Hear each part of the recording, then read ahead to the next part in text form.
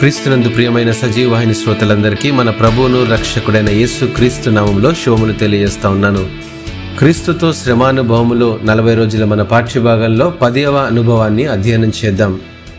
మేము దృశ్యమైన వాటిని చూడక అదృశ్యమైన వాటినే నిదానించి చూచుచున్నాము గనుక క్షణమాత్రముండు మా చులకని శ్రమ మా కొరకు అంతకంతకు ఎక్కువగా నిత్యమైన మహిమ భారము కలుగజేయుచున్నదని కొరింథీయులకు రాసినటువంటి 2వ పత్రిక 4వ అధ్యాయము 17వ వచనంలో వ్రాయబడింది.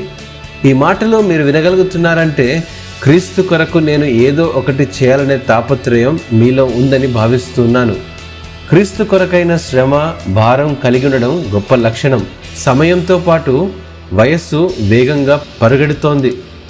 రక్షించబడ్డావా అని అడిగితే ఇప్పుడే కాదు, ఇంకా సెటిల్ అవ్వాలి అనే సమాధానం. ప్రార్థన, వాక్యం వంటి అలవాట్లు పక్కన పెట్టి సామాజిక మాధ్యమాల్లో కాలక్షేపాలు, ఇదే ఈ ఆధునిక కాలంలో విశ్వాసంలో వెనకడుగు వేసే వంకర మార్గాలు. స్నేహితుడా, ఇంతలో కనబడి అంతలో మాయమయ్యే ఆవిరి వంటి మన జీవితానికి ఎన్నో ఆశలు, ఆశయాలు. దేనికోసం కష్టం, దేనికోసం మన పోరాటం. నిన్న సంపాదించింది ఇవాళ దాచుకుందాం అనుకుంటే కనబడకుండా పోయిందే. ఇవాళ కాదు రేపు అనే ఆలోచన మనలను అనుదినం వెనక్కి నెట్టేస్తుంది. ఈ విషయాన్ని గమనించుకున్నప్పుడు జీవితాలు మార్చుకోవాలనే ఆలోచన మొదలవుతుంది. ఈ లోక సంబంధమైన ఆశయాల కంటే ఇహలోక సంబంధమైన దేవుని ప్రణాళికలు మహిమోన్నతమైనవని గ్రహించాలి. ప్రార్థన, సమర్పణ, సిద్ధపాటు, ఈ 3 లక్షణాలు కలిగి ఉన్నప్పుడే క్రీస్తులో ఉన్నామని రుజువు చేస్తుంది.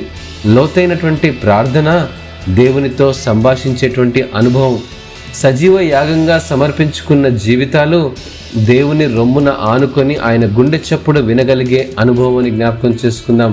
సిద్ధపాటు కలిగిన జీవితం మరణం శరీరమును వేరు చేసిన ఆత్మలో క్రీస్తుతో కూడా లేపబడతామనే నిరీక్షణానుభవం.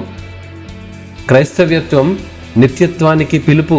విశ్వాసంలో మరింత లోతైన అనుభవం, మహిమలో ఆయనతో ఉంటామనే దృఢ నిశ్చయత. ఈ సంకల్పం మనలను అనుదినం బలపరుస్తూ శాశ్వతమైన మహిమ పొందాలనే ఆలోచన కలుగజేస్తుందని మరొకసారి జ్ఞాపకం చేసుకుందాం. అంతేకాదు, తృణప్రాయమైన మన జీవితానికంటే, క్షణమాత్రం ఉండు లోకపు శ్రమల కంటే శాశ్వతమైన దేవుని మహిమ గొప్పదిగా కనబడుతుందని జ్ఞాపకం చేసుకుందాం.